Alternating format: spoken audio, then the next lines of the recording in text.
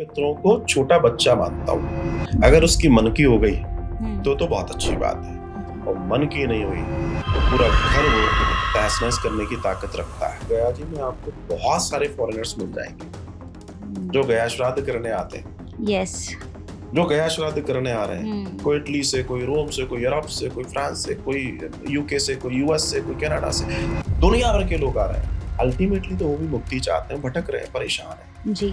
अगर आप बहुत बड़े डैमेजेस से गुजर रहे हैं तो फिर आपको 16 दिवसीय श्राद्ध एक बार कर लो, ताकि 15-20 साल की छुट्टी हो जाए। हमारे जो भी आज भाई बहन हैं, माता पिता हैं, दोस्त यार हैं, दुश्मन हैं, ये सब नए नहीं हैं। ये किसी ना किसी रूप में अपने अकाउंट्स को क्लियर करने के लिए हमारे पास आए हैं। हमने डाइवोर्स ले लिया है, एक कागजों पे हुआ है, आत्मिक नहीं हुआ। अच्छा, कागज तो फाड़े भी जा सकते जी, सू तो थोड़ी ना फाड़ा जा सकता है। जी।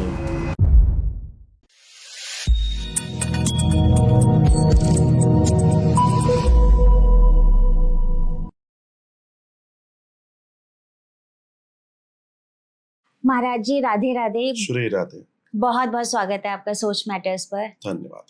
कि जो पितृ दोष है वो हमें पता कैसे चले कि कौन से पितृ का दोष लग रहा है, क्योंकि हमारे एंड से तो हमें ऐसा लगता है कि पितृ चले गए हैं और शायद उन्होंने जन्म भी ले लिया हो।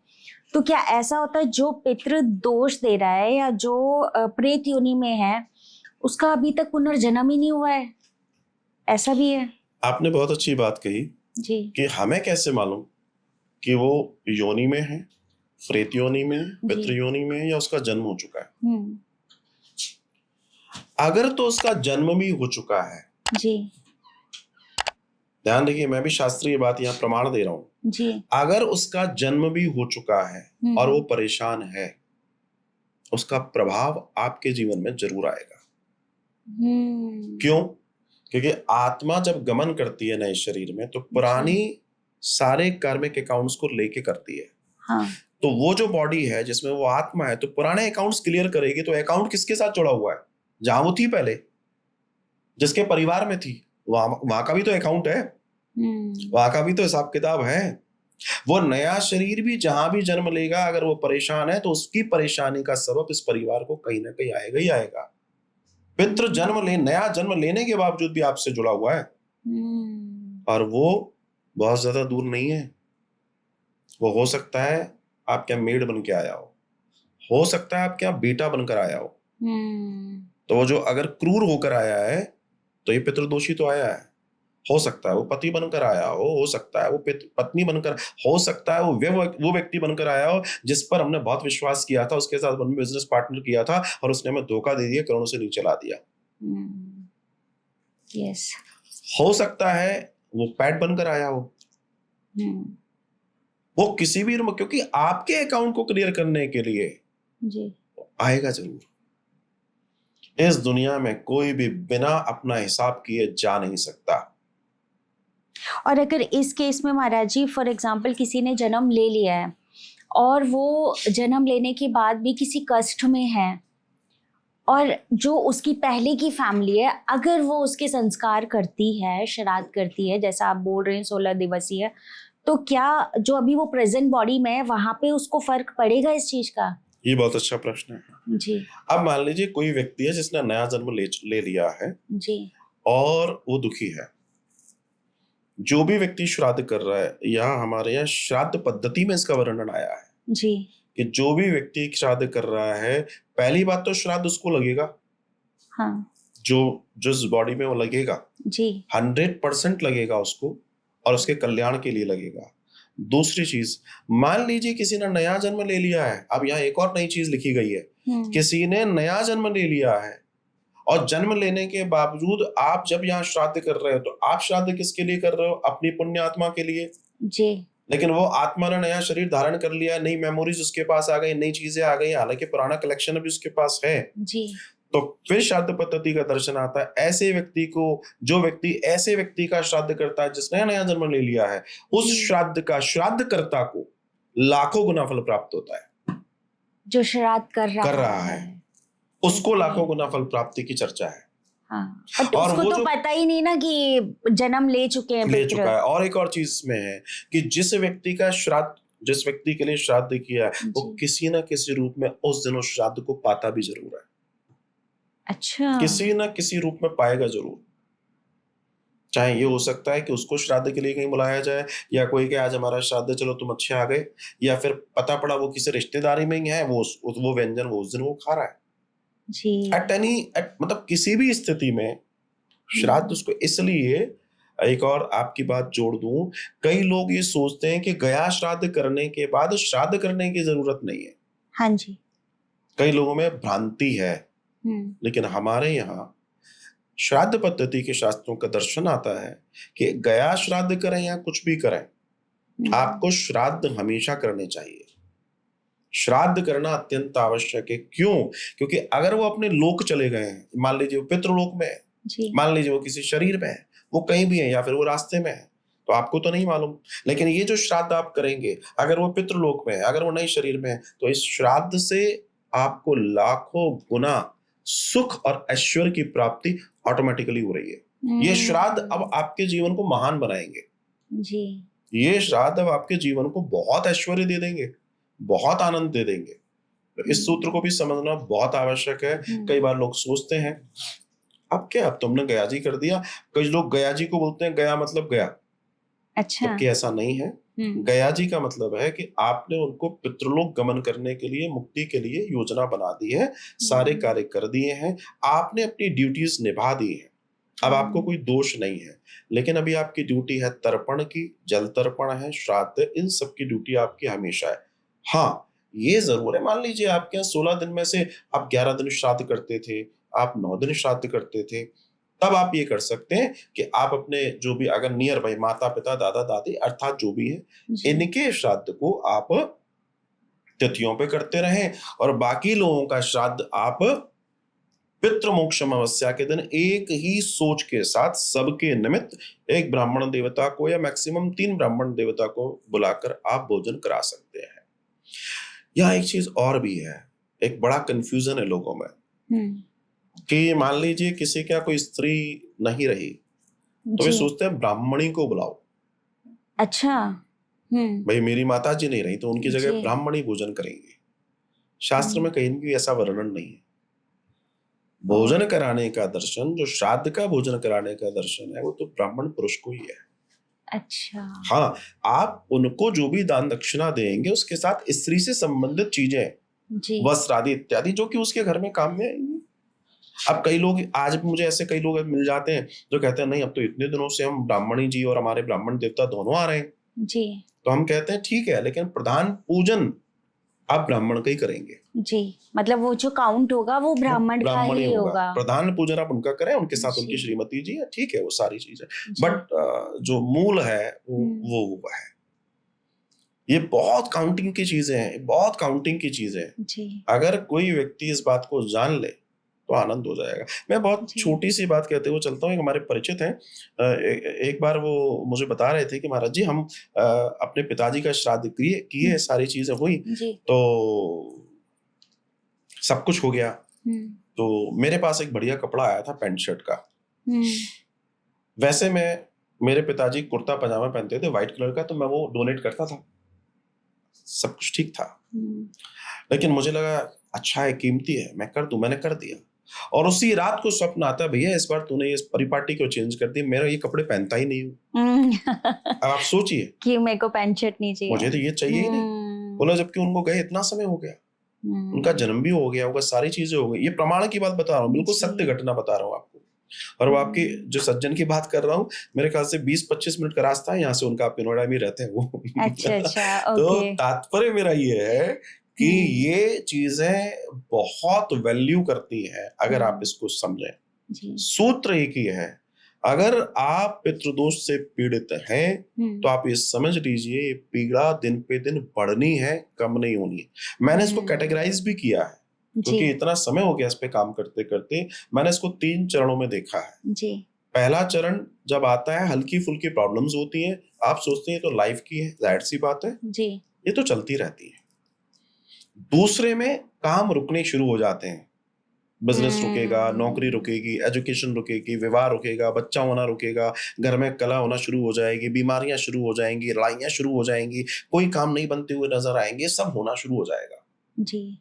धीमे धीमे प्रोजेक्ट रुकने शुरू हो जाएंगे, काम रुकने बंद हो जाएंगे, मतलब रुकने शुरू हो जाएंगे, सब हो जाएगा। और तीसरा वो होता है जब ये मौतें कराना शुरू करता है। अच्छा। जो मैं रक्त पीने वाली बात कर रहा था, तब आपके यहाँ कोई जा रहा है, फिर कोई जा रहा है, जवान मौतें और सारी चीजें। जब भी कोई व्यक्ति, जिसको हमारे यहाँ बोलते हैं जवान मौत का मतलब अकाल मृत्यु, अभी समय नहीं आया था, अभी फल पूरा पका नहीं है और गिर गया। फल पके और गिर जाए तो कोई दिक्कत नहीं है, फल पका नहीं और आप आज की तारीख में तो आप खूब खबरें सुन लो, उस व्यक्ति के लिए विशेष रूप से गया श्राद्ध मूल पाठ कराना अत्यंत आवश्यक है। उसका एक और विधान होता है जिसको बोलते हैं नारायण बलि। वो भी हम जो लोग, जिन परिवारों में ऐसा होता है कि उनके यहाँ कोई इस तरह की मृत्यु हुई होती है, अकाल मृत्यु, उसके लिए हम विशेष रूप से वहां पर नारायण बलि कराते हैं। गया जी में होती है, फल्गु के तट पे होती है जी। गया, वो कराते हैं। उसका कारण क्या है? वो बेचारा बहुत परेशानी में है, उसके साथ ये दिक्कत है क्योंकि वो बड़ी डिजायर्स के साथ मोटरसाइकिल चला रहा था। ध्यान दीजिएगा, soul always living with desires. और सोल जब नया शरीर भी धारण करती है तो वो ढूंढती है वो वातावरण जिस वातावरण का व्यक्ति था। व्यापारी का बेटा मरा है और अगर वो व्यापार में रुचि रखता है तो वो नए जन्म के लिए उन लोगों को तलाशेगा जिनके यहाँ अभी गर्भाधान हुआ। गर्भाधान में आत्मा बाद में आएगी, आत्मा प्रवेश तब करती है, चेक कर लेती है ये मेरे तरीके का परिवार है कि नहीं। आत्मा के पास राइट है चूज करने का, मैं किसके गर्भ में प्रवेश करूं। फिर वो मतलब आत्मा स्वयं चूज करती है अपनी बॉडी, यस, जिस लाइफ में हमें जाना है। और कैसे करती है? जो उसकी मति होती है, मति ही कराती है। जो उसके पास कार्मिक अकाउंट्स हैं वैसी उसकी मति होती है, उसी मति के अकॉर्डिंग वो लोगों को चयन करता है। मेरे मन में महाराज जी, मैं यहाँ पे थोड़ा सा रोकना चाहूंगी आपको। एक क्वेश्चन आया है, वैसे कहते हैं कि स्त्रियां शमशान नहीं जाती है, बट समहाउ मैं एक बार गई थी, मेरे मामा जी जब एक्सपायर हो गए थे, तो मैंने देखा था वहां पे कि जो मतलब क्रिया हो गई है उसके बाद में कहीं कहीं, मुझे पता नहीं है सब जगह होता है नहीं होता है, तो वो डंडा लेके ये जो कपाल है वो कपाल को फोड़ देते हैं। वो कहते हैं कि इसमें कोई स्मृति और कोई मेमोरी नहीं रहनी चाहिए।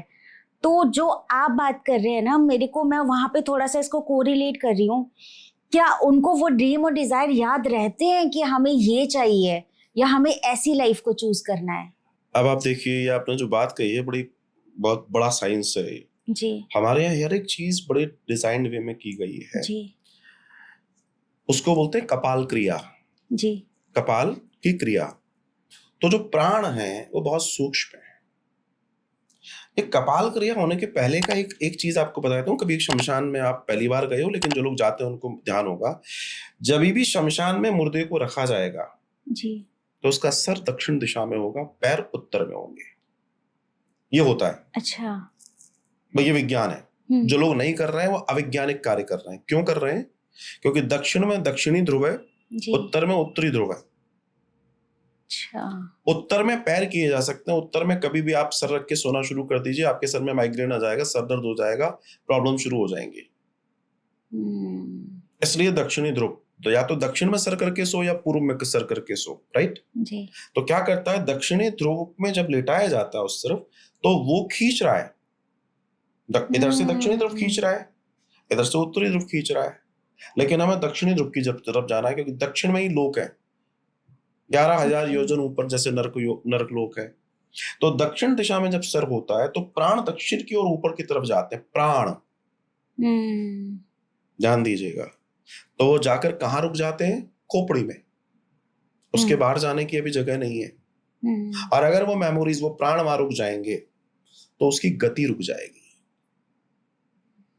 ठीक है, वो गति और खतरनाक, मतलब वो प्रेत योनि वाला मामला है। फिर वो आप जो 13वीं 12वीं कर रहे हैं जी, उसमें फिर पितृ में नहीं जाएगा वो, अगर वो कपाल क्रिया नहीं हुई तो वो प्रेत ही रहने वाला है।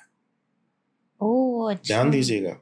इसलिए थोड़ी देर के बाद जब आधा घंटा हो जाता है, आग अच्छे से लग जाती है, तब जिसने दाग दिया है, जिसने दाह संस्कार किया है, जी उसको बोला जाता है, फिर एक बड़े डंडे में या बांस जो होता है जी उसमें एक लोटा लगा के उसमें घी भरा जाता है। उस घी को पहले कपाल में डाला जाता है ताकि अच्छे से बंद करे। उसके बाद जो है उसको फोड़ा जाता है। विस्फोट की आवाज भी आती है। कपाल जब फटती है तो उसकी फटाक से आवाज आती है। और ये क्रिया कितनी साइंटिफिक क्रिया है कि आप जो आगे 12वीं 13वीं करने वाले हैं, ये उसके काम की क्रिया है। अदरवाइज अगर ये कपाल क्रिया नहीं हुई है तो आप तय मान के चलिए आप कैसे भी उसको पितृ में कन्वर्ट नहीं कर सकते, वो प्रेत में ही रहेगा। और फिर कब तक रहेगा ये गोविंद जाने। तो ये तो हो गई मुक्ति वाली बात कि हम एक अब नए चरण की ओर बढ़ रहे हैं। लेकिन जो मेमोरीज हैं आत्मा की, वो मेमोरीज जन्मों जन्मों की है, एक समय की नहीं है। हम न जाने कितने समय से हमारे जो भी आज भाई बहन हैं, माता पिता हैं, दोस्त यार हैं, दुश्मन हैं, ये सब नए नहीं हैं। ये किसी ना किसी रूप में अपने अकाउंट्स को क्लियर करने के लिए हमारे पास आए हैं। इसलिए मैं कई बार अपनी कथाओं में कहता हूं कि ईश्वर से कुंती कहती हैं कि जितना दर्द दे सकते हो दे दो, जितने दुख दे सकते हो इसी बार दे दो, जितने अकाउंट्स क्लियर करने इसी बार करवा दो ताकि आगे यात्रा ठीक हो जाए। तो आपको अगर प्रॉब्लम्स आ रही हैं लाइफ में तो उससे घबराओ मत, ईश्वर का धन्यवाद दो। क्यों आप घबरा क्यों रहे हैं? क्योंकि आपको शास्त्रीय ज्ञान नहीं है, आप गीता नहीं पढ़ रहे हो।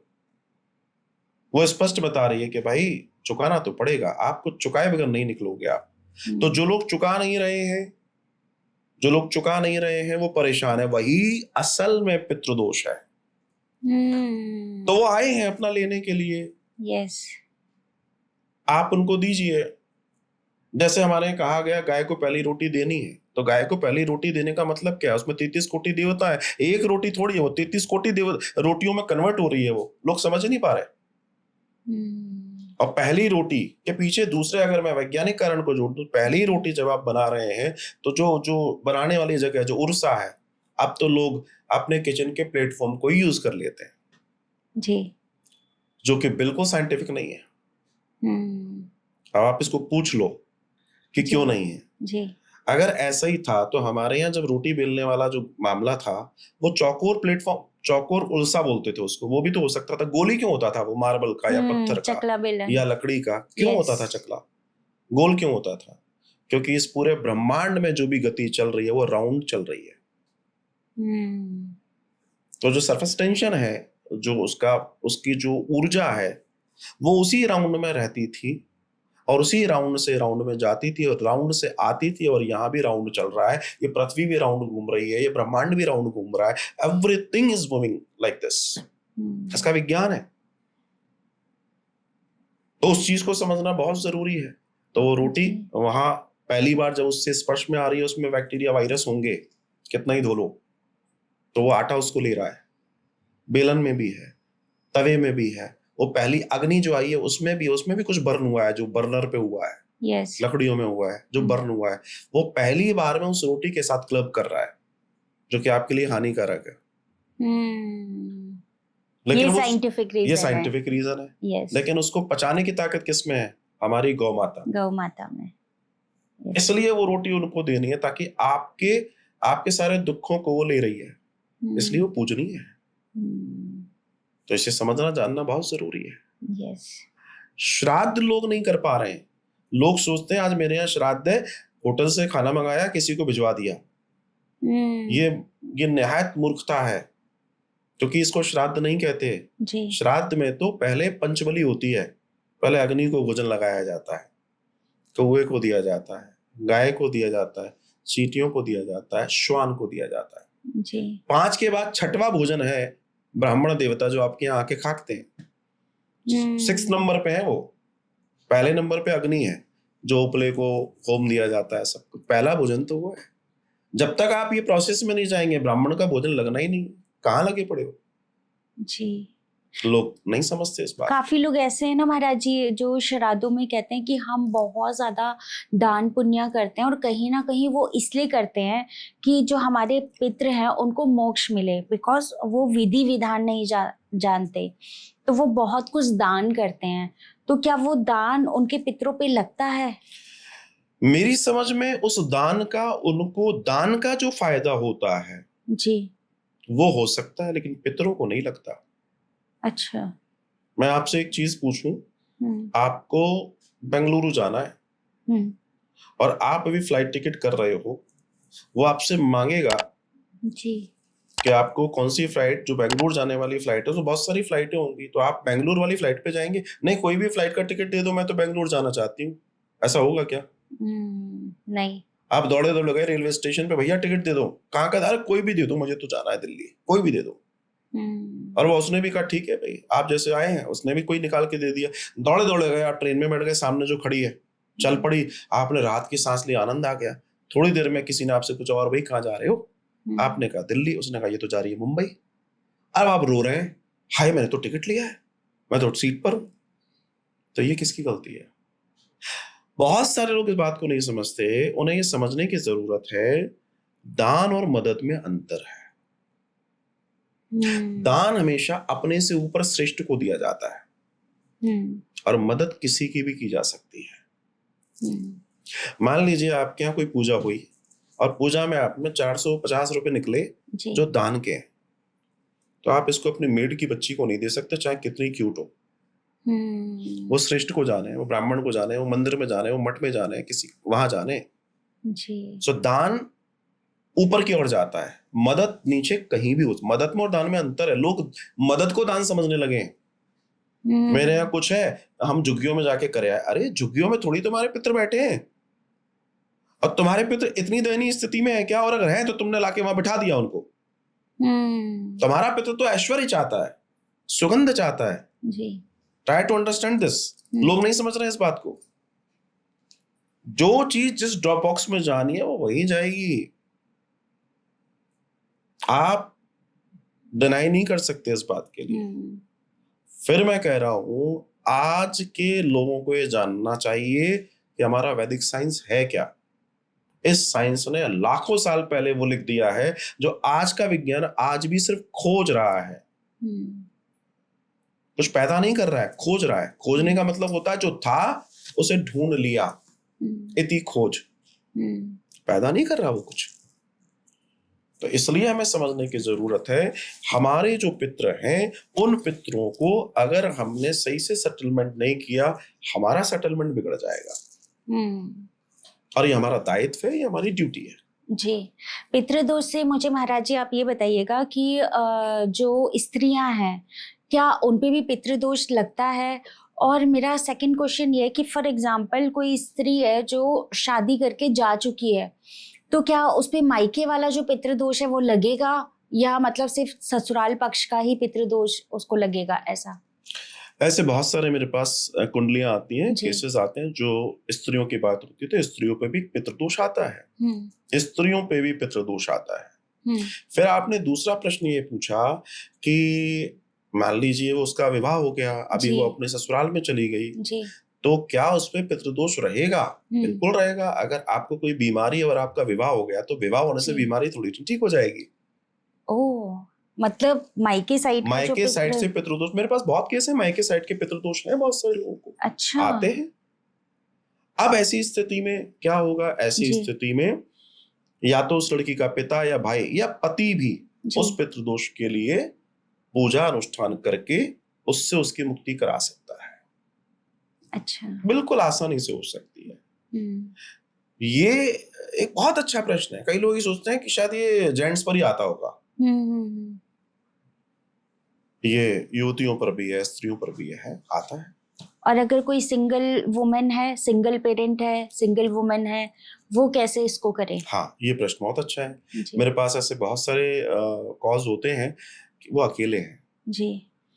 अभी शायद कल ही एक कॉल आया था कि मैं अकेली हूँ और मेरे इस तरफ भी कोई नहीं है और उस तरफ भी मेरे माता पिता नहीं है। मेरी एक और बहन थी, वो खत्म हो चुकी है, और मैंने बहुत कुछ मिटते हुए देखा है, लेकिन मैं चाहती हूँ कि अब जो भी है, मेरे सास ससुर या मेरे पति या जो भी गए, मेरे माता पिता, इनके लिए मैं क्या कर सकती हूँ जी। और क्या मैं कर सकती हूँ। मैं तो सिंगल वीमन हूँ, क्या मेरे द्वारा ये हो सकता है? जी। तब दर्शन आता है 100% हो सकता है। अब होता कैसे? होता ऐसे है कि वो स्त्री या तो गया जी पहुंचे हमारे पास, और वहां पहुंचकर वो संकल्प लें, और संकल्प फिर वही ब्राह्मण को दी, क्योंकि करने वाला तो ब्राह्मण है, तो उनके लिए फिर एक व्यक्ति नियुक्त होगा जो उनके बिहाफ पे उनके सामने वो सारे कार्य संपन्न करेगा, और 100% रिजल्ट है उसका। कहने का तात्पर्य हर चीज के लिए रास्ता है।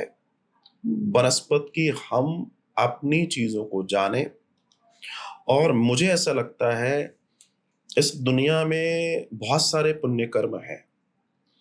मैं ये नहीं देखूं 5 मिनट के लिए कि मेरी जिंदगी में बहुत प्रॉब्लम, हालांकि भाई बहन होत ना प्रीत, जितने लोग आते हैं वहां पर उसमें से 99% लोग वो होते हैं जो परेशान हो चुके हैं, अब आए हैं वो रोते हुए, अब हमारे साथ दिक्कत हो गई है ना। जैसे अगर हम रेगुलर मेडिकल चेकअप कराते रहे तो समस्या इतनी बड़ी नहीं है, लेकिन अरे हमें कुछ थोड़ी ना हो रहा, जब होता है तो बड़ा होता है। तो लोग आते तो वही हैं जो डैमेज हो गया, जिनका अब तो बस बुरी स्थिति है, अब तो सब बचा लो, और ठीक है, समाज है, सारी चीजें हैं।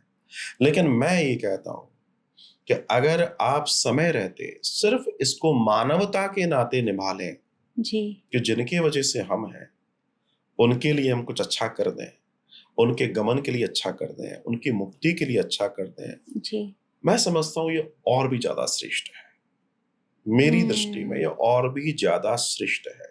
जी, श्राद्ध पक्ष में कुछ करो, आपका सब कुछ अच्छा चल रहा है, आपने श्राद्ध भी कर दिए हैं, गया श्राद्ध भी कर दिया है, कोशिश करो कि अपने पितरों, अपने कुल, अपने परिवार, अपनी जनरेशन जो आपके साथ है, उनके भर कल्याण के लिए आप हर साल मूल पाठ, मेरे यहाँ बहुत सारे लोग हैं जो मूल पाठ से जुड़ते हैं कि भैया एक भागवत का पाठ हो जाए, हमारे परिवार को उससे लाभ हो जाएगा। मूल पाठ भर भी करा लें, साल भर उसका जस और चेतना रहती है और उसका लाभ होता है। जी, बहुत लाभ है। अभी मेरे दिमाग में फिर से वही क्वेश्चन चल रहा है महाराज जी, कि अगर कोई वुमेन, जैसे आपने अभी थोड़ी देर पहले जिक्र किया था कि बहुत ज्यादा तलाक के केसेस बढ़ रहे हैं। अब कोई वुमेन है, उसका डिवोर्स हो गया है, वो सिंगल है, सिंगल पेरेंट है, अभी किसी ने उसकी कुंडली देखी और बोला आप पे पितृ दोष है, तो पहली बात तो पितृ कौन से वाले हैं, मतलब मायके साइड वाले हैं या ससुराल साइड वाले हैं। अब वो दोष है तो अब वो जो पूजा करेगी, आपने बोला संकल्प मात्र से या वो पितरों की शांति वो करा सकती है। मेरा क्वेश्चन गोत्र पे अटक गया है। गोत्र उसका वही होगा जो उसके पति के साथ कोई डिवोर्स, देखो एक चीज और समझ लो। हाँ, मैं समाज के लिए एक बड़ी बात कहने जा रहा हूँ। सनातन हिंदू संस्कृति में तलाक जैसा कोई शब्द नहीं है, हमारी डिक्शनरी में नहीं है। हाँ, बिल्कुल नहीं है। ठीक है, 1950 में जब संविधान आया जी, संविधान में एक शब्द जुड़ा तलाक। जी, अब वो तलाक कहां से आया? ये शब्द उर्दू का है, जहां तलाक होता है वहां से आया। जी, मेरे सनातन के अंदर तो ये संस्कार है, विवाह एक संस्कार है। यस, समझिएगा, बहुत प्रैक्टिकली बात करने जा रहा हूं, ये आंखें खोल देंगी लोगों की। तो जो लोग ये सोच रहे हैं कि हमने डाइवोर्स ले लिया है, ये कागजों पे हुआ है, आत्मिक नहीं हुआ। ये आजकल के कागजों पे हुआ है, आत्मिक नहीं है। पहला तो जो भी लड़की तलाकशुदा है, उसके बावजूद भी गोत्र तो उसका वही रहेगा जहां उसका विवाह हुआ था, पहली चीज। दूसरी चीज, अगर उसको पितृदोष है जी, तो जब वो संकल्प लेगी तो दोनों तरफ के नाम लेगी। अच्छा, हाँ, वो ले सकती है और उनको नोट डाउन कर, क्योंकि हम जो पेपर देते हैं, जब हमसे लोग जुड़ते हैं तो उनको हम पेपर भेजते हैं, व्हाट्सएप करते हैं कि भैया अब इसको भर लीजिए। उसमें बुआ भी है, नानी भी, बहुत सारे नाम होते हैं, बहुत सारे रिश्ते होते हैं, सब आ जाते हैं उसमें, भर दो भैया। जो जो आपको मालूम है उसका नाम लिख दो, बाकी जगह लिख दो अज्ञात। अच्छा, तिथियां नोट कर लो उसकी। तो ऐसे में वो लड़की भी ये कर सकती है। और सच बताऊं, इसको समझना बहुत जरूरी है। जैसे आजकल एक नई चीज है कि आपने बच्चा गोद ले लिया, जी, आजकल दूसरे सिस्टम से भी बच्चे आ रहे हैं, हाँ। उसका बायोलॉजिकल पिता तो वो नहीं है। बहुत ध्यान देना इस बात को। जी। तो जहां से वो बच्चा आया है, असल में पिता तो वही है। तो इस बच्चे का, ये जो बच्चा आया है, इस बच्चे की तो गति नहीं होनी। अच्छा। क्योंकि वो जिंदगी भर अपने जो सामने दिखने वाला पिता, उसका गोत्र बोलेगा। है विज्ञान। ये बहुत सही बात आप बहुत बता डेप्थ की बात है ये। यस। जो लोग सामान्य रूप से बच्चा गोद ले लेते हैं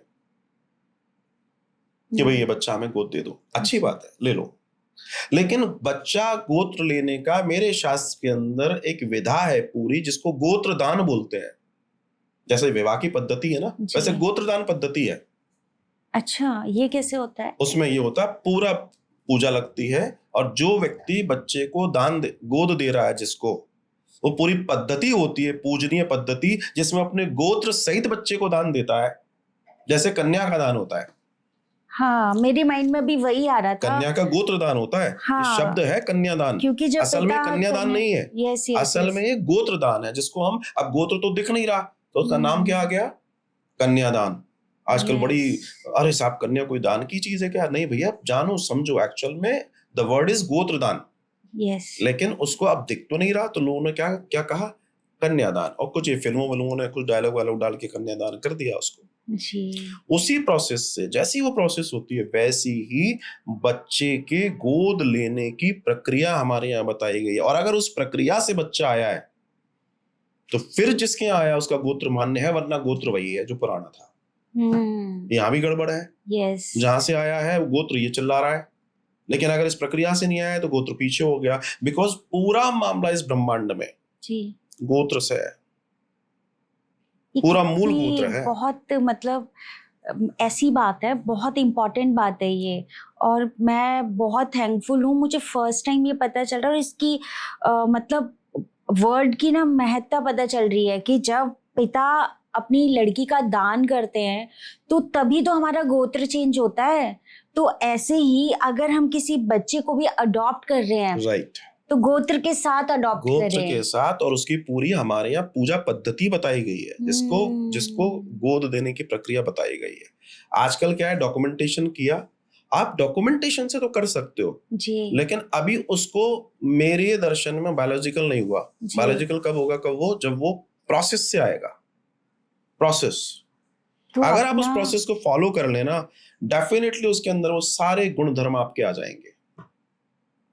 ये डॉक्यूमेंटेशन तो मेरे को ऐसा लग रहा है हमारे सनातन धर्म में ऑलरेडी है सॉल्यूशन हर चीज का है। अच्छा, कागज तो फाड़े भी जा सकते हैं जी, सूत्र थोड़ी ना फाड़ा जा सकता है जी। बड़ी प्रैक्टिकल सी बात है। हमारे यहाँ विवाह एग्रीमेंट थोड़ी है। जी, बिल्कुल बिल्कुल। हमारे यहाँ विवाह एग्रीमेंट नहीं है, विवाह एक संस्कार है। क्योंकि दो लोगों का जीवन एक महानता की ओर जाने वाला है। जी। दो लोग दुनिया को एक नया ऐसा बच्चा देने वाले हैं जो दुनिया का कल्याण कर पाए। हमारे यहाँ तो संतान की भी स्थिति वो थी।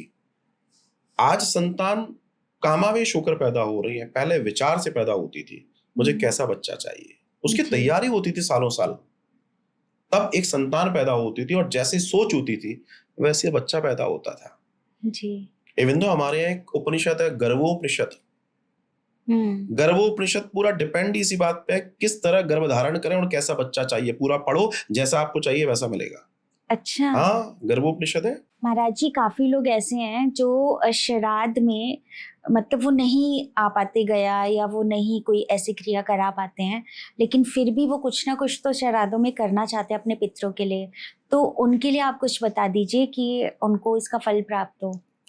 देखिए, एक चीज बहुत अच्छे से समझिए जी। आजकल का जो पढ़ा लिखा वर्ग, अर्थात युवा जिसको मैं कह दूं, आपने कहा जैसे शुरू में बात कर रहे थे, मानते हैं नहीं मानते जी। इस दुनिया में कोई पंथ जी। या हिंदू धर्म की बात करूं जी। या आप किसी में भी चले जाइए, इस पृथ्वी पे जितने लोग रहने वाले हैं, चाहे वो इस्लाम को मानने वाले हो, चाहे वो कृष्णनिष्ठ को मानने वाले हो, चाहे बुद्ध को मानने, किसी को मानने वाले हो, वे सब साल में कुछ समय अपने पितरों की आराधना करते हैं। दुनिया में कोई ऐसा पंथ और वो नहीं है। हिंदू धर्म में तो है ही, सब जगह होता है। इसका मतलब सब थैंक यू बोल रहे हैं अपने उनको जिनके वजह से वो है। ये तो सब के अंदर है, सारे सब किसी भी पृथ्वी पर धर्म को उठा लीजिए, वे सब इस बात को मानते हैं और उनको आदर दे रहे हैं। हमें देना चाहिए, पहली चीज।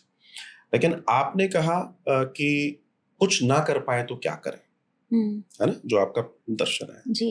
देखिए, सबसे पहली बात यह है, उन दिनों में श्रद्धा रखें। वो श्रद्धा के दिन हैं, वो पवित्रता के दिन हैं जी। वो विशुद्ध रहने के दिवस हैं। आप कुछ नहीं कर पा रहे, तो आपको नंबर्स नहीं मिलेंगे, लेकिन आप गलत कर रहे हैं, कुछ नहीं करके गलत कर रहे हैं तो नंबर्स कम होंगे, राइट?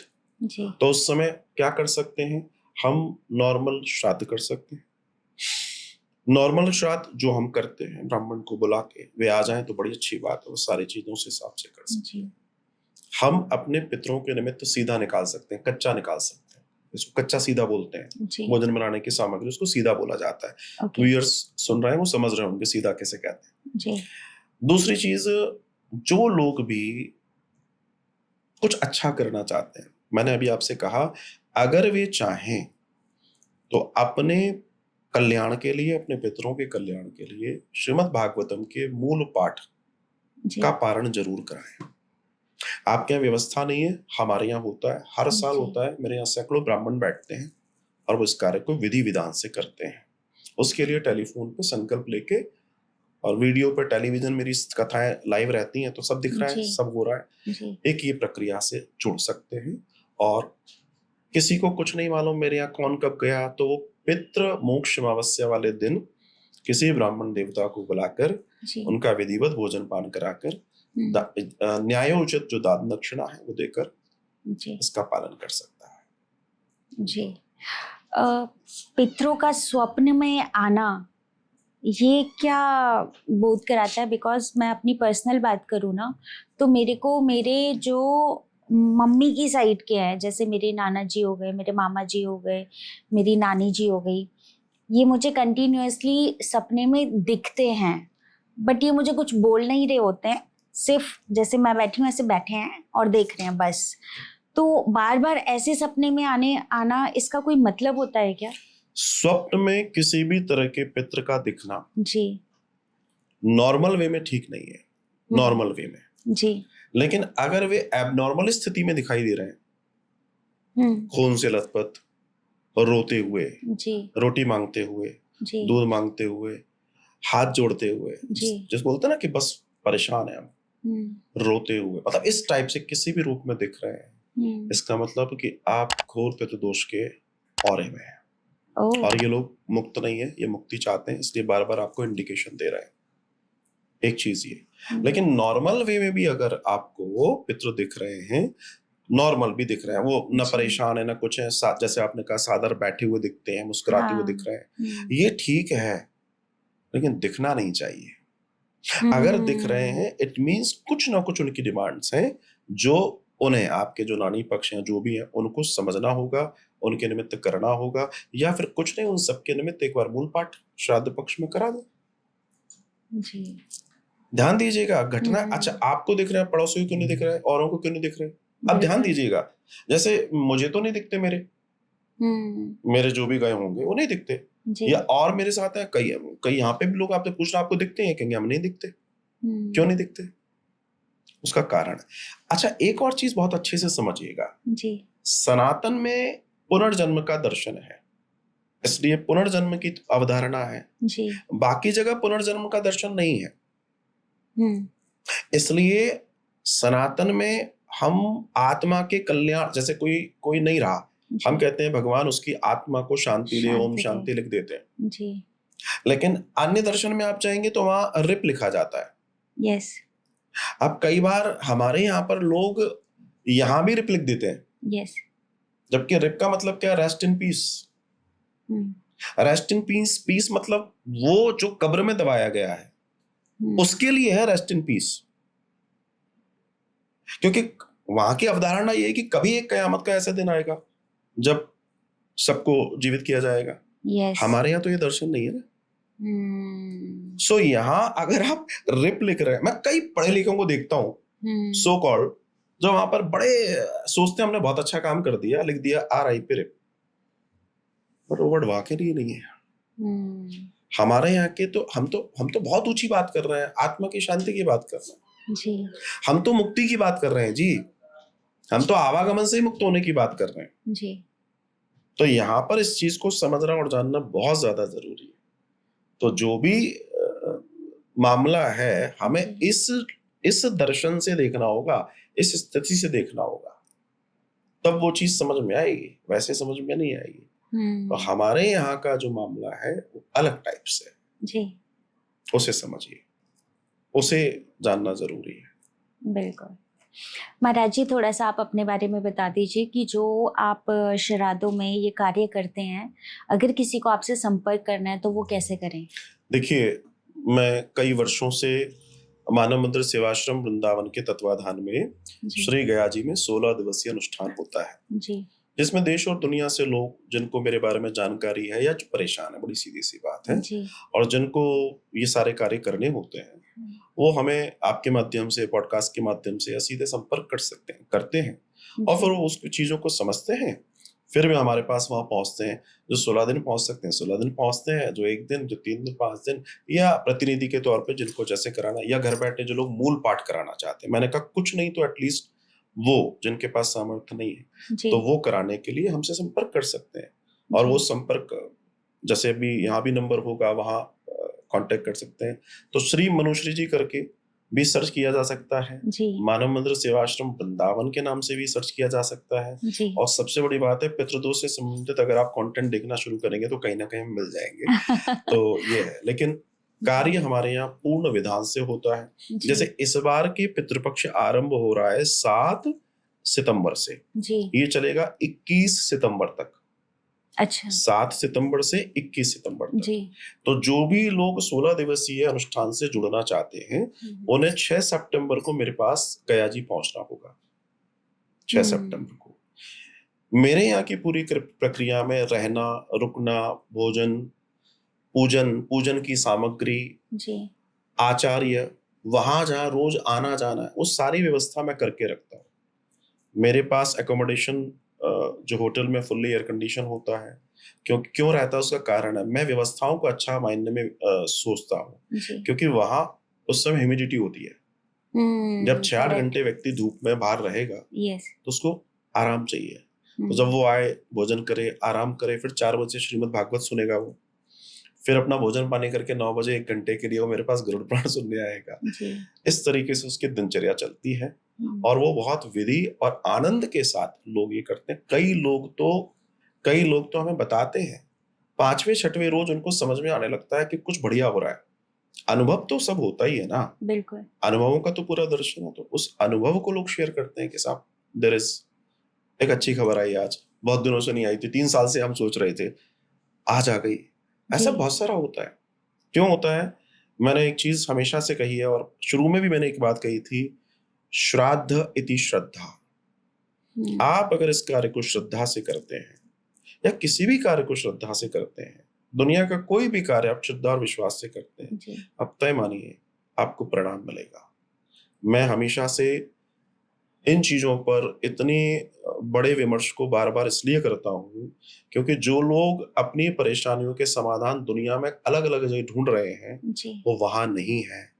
वो सिर्फ और सिर्फ पितरों के विधि विधान से मुक्ति के द्वारा है। आप देखिएगा, जिन लोगों के यहाँ पितृदोष आ जाता है, उनके घर में वो ठहर नहीं पाते हैं, घर काटने को दौड़ता है, घर के अंदर गर्माहट रहती है। जैसे ही वो घर के बाहर निकलते हैं ना, कहते हैं अब अच्छा लग रहा है। वो जैसे ही अपने घर में घुसेंगे, घर दिख भी जाएगा ना दूसरे से घुसना है, वैसे ही शरीर डल होने लगेगा, अंदर से बिल्कुल शांत, न कोई बात करने की इच्छा, कुछ। घर का माहौल ऐसा होगा जैसे कि क्या कहा जाए, सिम्टम्स है बहुत सारे, जिनके घरों को अच्छे से ड्रेसअप नहीं करके लोग रखते हैं, जी वहां पितरों का वास है, प्रेतों का वास है। गंदगी पसंद है उन्हें,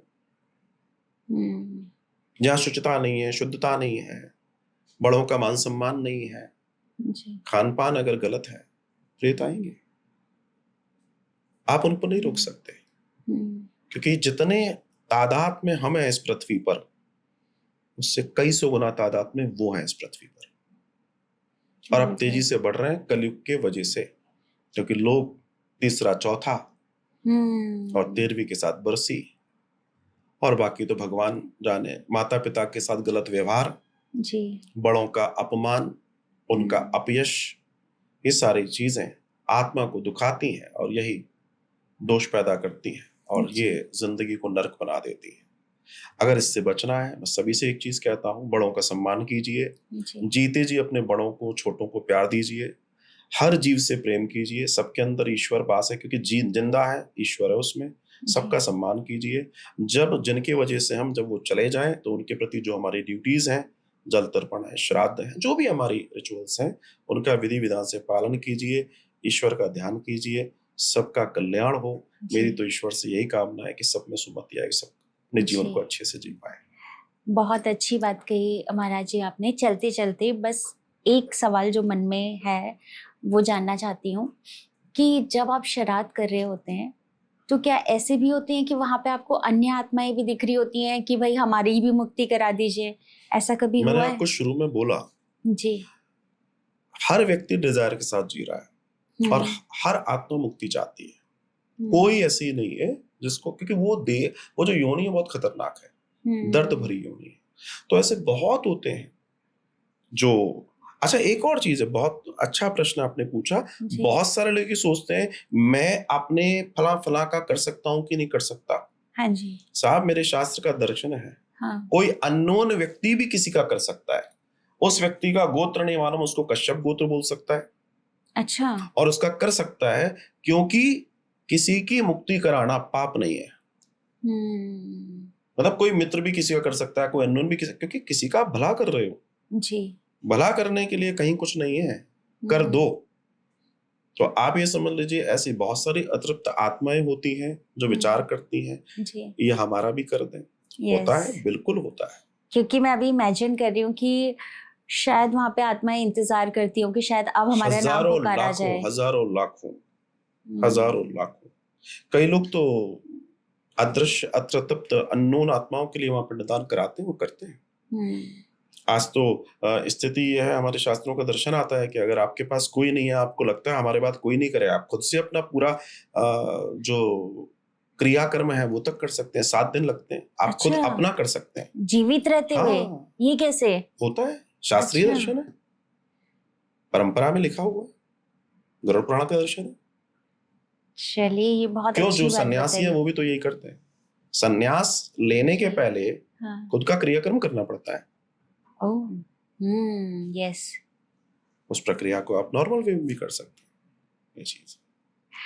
चलिए महाराज जी, बहुत अच्छा लगा आज आपसे बात करके। और सच में मुझे थोड़ा कम नॉलेज थी पितृ श्राद्धों के बारे में, पितृदोष के बारे में। आपने बहुत ही इम्पोर्टेंट टॉपिक के ऊपर आज बात करा है और बातचीत में हमने बहुत सारे सॉल्यूशंस के बारे में बात की है और आपसे बातचीत करके बहुत अच्छा लगा। मुझे भी बहुत अच्छा लगा और मुझे पूरी उम्मीद है कि आपके सोच मैटर्स के माध्यम से देश दुनिया तक ये बात पहुंचे। और जिन लोगों को भी समस्याएं हैं, अभी चूंकि श्राद्ध में समय है, वे संपर्क कर सकते हैं। तो आपके माध्यम से न जाने कितने लोगों का कल्याण हो जाएगा। देखिए, कोई भी माध्यम हो सकता है, सोच मैटर्स माध्यम हो सकता है, लेकिन हमारा मूल है कल्याण हो जाना, किसी का लाभ हो जाए, बहुत अच्छी बात है। आज इस पॉडकास्ट के माध्यम से ये कहूंगा कि ईश्वर सबको शांति दे और उनको भी दे जो शांति की तलाश में है। जी, सबको बहुत बहुत राधे राधे, सबका कल्याण हो। बहुत बहुत धन्यवाद। धन्यवाद। राधे राधे। श्री राधे।